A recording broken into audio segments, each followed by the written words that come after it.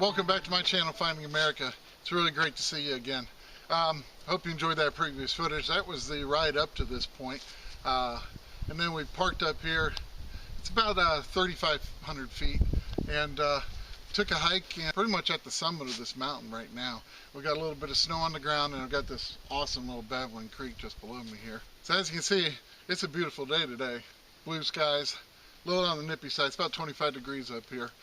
But all week long, the weather was really bad. And honestly, Chris and I thought we were not going to be able to get out. But the weather forecast cleared up for Saturday and continued to get better. So we decided, heck, we're going out.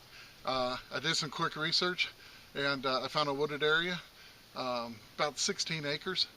So we started hunting there. And it turned out to be a pretty nice day. But the key to this day was definitely patience and perseverance. So I hope you enjoyed this video. Had a blast making it for you. So thanks again for coming. And I hope you enjoyed this episode of Finding America.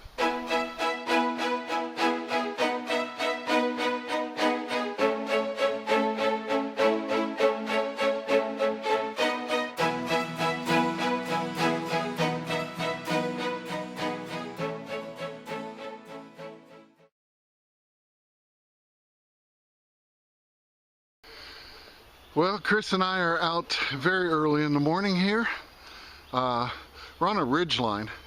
This ridge line is probably a half a mile from the woods we were hunting recently, where we got some nice gardeners. And we started down at the bottom. We're working our way up. Got some real nice granite outcroppings over here. So we've got about 15 acres to check out here, just rolling ravines and all the way up to the ridge line up there. So we started hunting and Chris called out, and over at the base of this tree he got the first recovery of the day. What'd you get, buddy? I have about 5 minutes in, huh? Yeah, not bad. First hole, a little pocket knife. Oh, nice. Got a little bone handle? Yeah, something that's wiping really clean. Cool. I haven't looked to see if there's a maker's mark on it, but anything on the other side? It's missing the other that's where it was, you know it. Oh yeah. Oh, actually breaking in the hand, but that might have been wood. Pretty neat. That's cool. Good sign. All right, man. And you might notice too, Chris is wearing the latest fashion in relic hunting gear. Oh yes. Got the relic hunter hoodie, which is very cool, and that comes from Ken and Mark from detectors.com. Thanks for finding my size. Yeah. So anyway, I'll put a link at the top of the comments on this video, and you guys need to visit them. They have awesome prices and really good products. Well, it's probably been about 20 minutes. I've had one repeatable target, which was the 1231, and it turned out to be a shotgun shell. And Chris finally called me over. He got himself, maybe, what, an old dog tag maybe? Is this the first dog tag you've ever filmed? No. For us? No, I've filmed quite a few of these for some reason. I think it's kind of got some heft to it, actually. Yeah, it might have some age. Let's see what's on it, huh?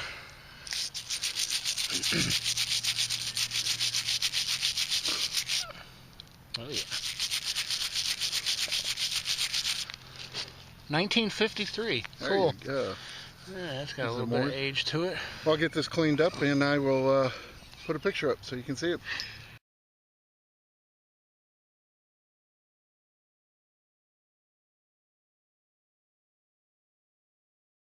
I was about 100 yards away and I heard Chris yell out, and I kind of figured I knew what he found. I've heard that yell before. So what'd you get, man? Looks like a 3-ringer. Oh, baby. Hey, oh, nice. Yeah. Oh, that's going to have a nice patina on it. Oh, dear. Very nice. Can't tell if it was fired or stepped on. Yeah, it might have been stepped on by a horse or something. Oh, that's a good sign, man. There you go.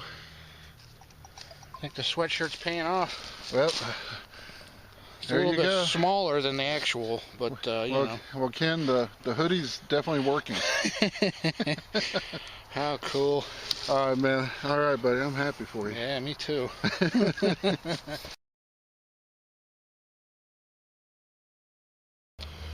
Well, got a couple interesting signals. First one I got was the bottom to a 10. And no markings that I can see. But then I moved up about 3 feet and about a couple inches down, got this, and it appears to be the top of that bottom. And I have no idea what it is with this hole in the center, but appears to be some type of hinge up here. So I don't know. I'll get it cleaned up, and maybe it'll have something on it.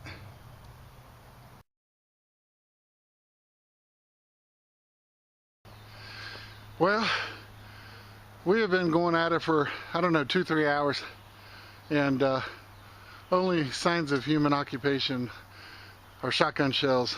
A dog tag. A dog tag. Well, that's not human. It probably had a human with it. And a 3-ringer that some Civil War soldier probably fired from a mile away. Yep. Because that's the only thing out here. But I did find something really cool. So I'm sure Bo is probably not watching this video, but if he is, I found a really cool cave for him to crawl down. It really goes down quite a ways down there. But yeah, you can just color me chicken, because I ain't doing it. No. But it is pretty cool, and I imagine Chig would definitely want to slither down there and check it out. Well, sometimes the research just doesn't pay off. We finally gave up there after hunting 3-4 hours and a whole lot of hiking up and down that ridge line. So I started trying to think of a place we could go. We tried a few places, didn't have a whole lot of luck, found a few odds and ends. But then I remembered a place that we found just before I started doing YouTube. It's an empty lot that had an old house on it, and we made some really great finds on that lot. Now, we found it last summer. The temperatures were ridiculous. It was upper 90s, low 100s by the time the sun hit noon, and the ground was very dry and rock hard. Now, the last time we went there, we barely got any signals. We really hunted that place pretty hard. But if you're new to the hobby, I just want to tell you one thing. If you find a place during the summertime when the ground's really dry, and you think you had it hunted out, don't believe that. As soon as you get a good soaking rain later in the fall or winter, go back to that spot, because you'll be amazed at all the signals that you'll get now that the ground is moist. And that was exactly the case with this spot. Last time we went, could hardly get a signal. This time, we could hardly stay off our knees. It was amazing. Well, we're here on a old empty lot where an old house used to be, and Chris said he had a real deep target. Oh yeah. It looks like a shot Weedie. Yep, that's definitely what it is. Can't see any target practice on that. Yeah, he hit it right on the rim. Those are cool. Yeah, I like finding those. It was pretty deep, huh? Yeah, it was right in here. It's probably about 7-8 inches. At least. We're still here hunting at this house site, and yeah, Chris got a pretty interesting little find. Looks enameled. Oh yeah. Some kind of little buckle. It's almost butterfly shaped. Yeah, that's what I was thinking. Have to look to it. That's cool. It'll look neat cleaned up. Yeah, we'll get that cleaned up, and I better look at it. And you got half of a marble. Well, a quarter of a marble.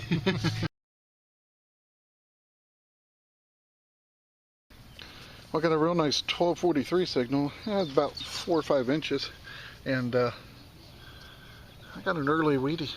It's actually haven't found this year in Mint Mark before. 1919D. Pretty cool. Looks to be a pretty nice green one. And we'll see what we get next. Pretty cool. Well, next target was ringing a 1422, and there's so many cool, odd things that we found here before, so I dig anything here. And that's normally barely above a pull tab, and I found a pin.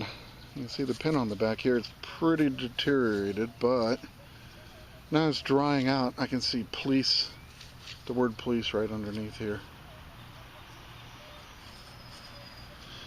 I don't think it's going to get much better to look at, but I'll try when I get home and give it a clean. But it's pretty far gone, but pretty cool piece. I like it. Well, you might recall I said that I found this spot just before I started YouTube. I actually found it just a month or two before I started YouTube of August last year. I actually found this spot back in June of last year, and I wanted to just cut in here real quick to share something that I did find over there. It was just a really cool item, and I myself had never seen them before, and neither had anyone that I knew. And I remember hunting getting a 1223 signal on my E-Trac, which is equivalent, it's a little bit above a pull tab. And I went ahead and dug down 4 or 5 inches and pulled out this beautiful heraldic eagle. And I called Chris over to show him, and he was just like, wow, that thing is killer. And but neither of us knew what it was. So after I got home, I'd start doing some research on it. Now, these are often misidentified as drum tensioners. During the Civil War, the drummers would have the tension held on the drum by big thick ropes on the side. And they had hooks and adjusters that they could adjust the tension for the tone on the drum. These were obviously not drum tensioners. They were nowhere big enough to handle the ropes that are on the side of those things. So I kept doing a little bit of research, and I found someone that had stumbled on the truth on these things back then. And turns out that these were banjo head tensioners, and they were on the side of the banjo. Now what they would do, they would adjust the tensioner to get the desired tone of the banjo. Now this style of tensioner was extremely popular during the Civil War. They were referred to as a heraldic eagle or the Union eagle. They even made them with Union shields. They proved to be so popular that they continued using them on banjos well after the Civil War into the early 1900s. So last summer I ended up finding 4 of those, and they're kind of one of my prized finds. I really like them a lot. And hopefully you'll be lucky enough to find some as well, and when you do, now you'll know what they are.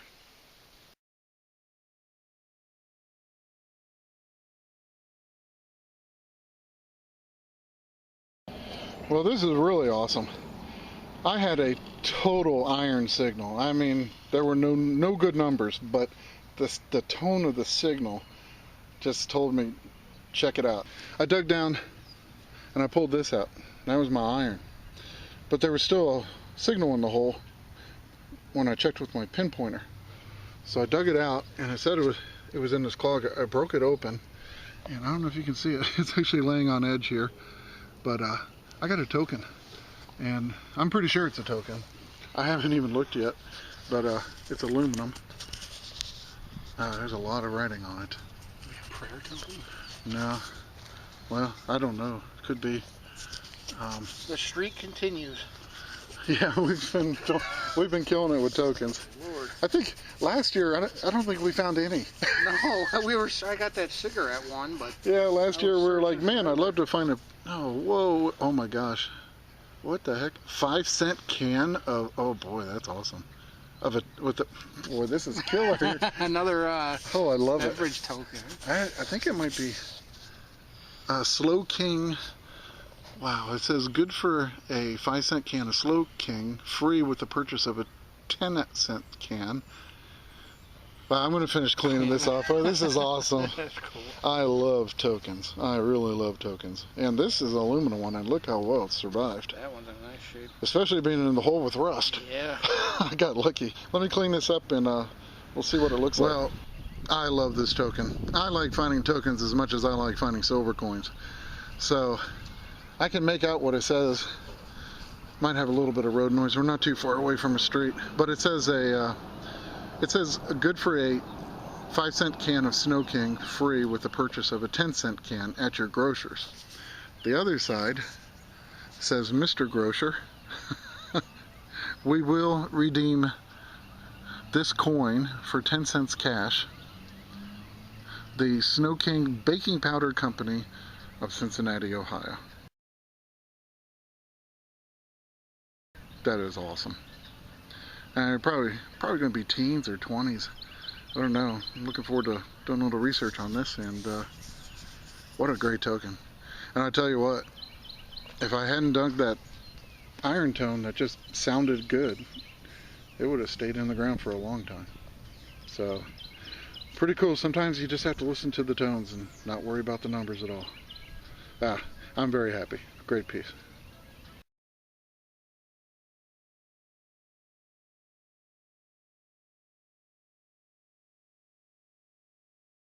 Now Chris just came over.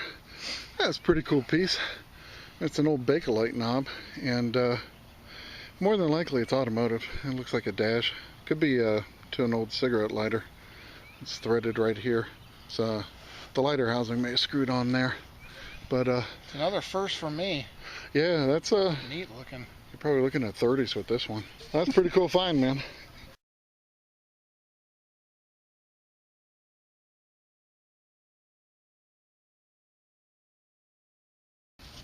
Well, next signal was a little itty bitty thing, but it was ringing in at 1220, and pretty cool button.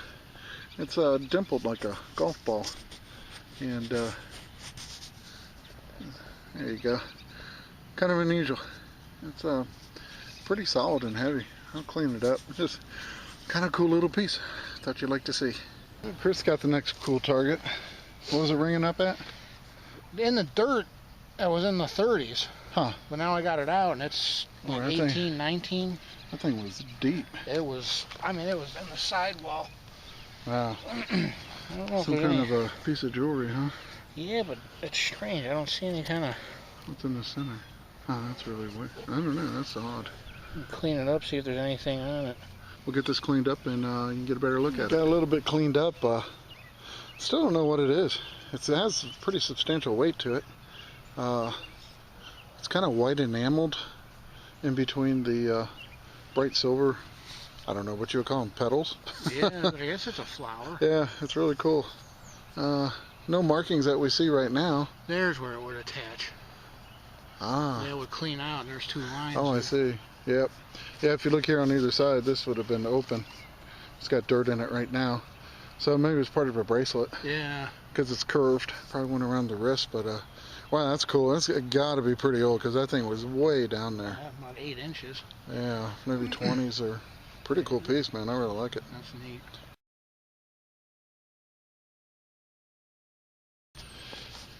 Well, I was getting a sort of medium strength signal, running about 1240, and about 7 inches down, I did get a nice old green Weedie here. And this one is 1925. So, doing really good with the early Wheaties in this yard. Well, it's not really a yard, it's an empty lot where a house used to be. Well, I was going along and got a 1239, and that was probably 4 or 5 inches down, but it was in between those two roots. I finally got it out. It's a nice early green Weedie. As you can see, it's a 1918. So, got a lot of nice early Wheaties out here.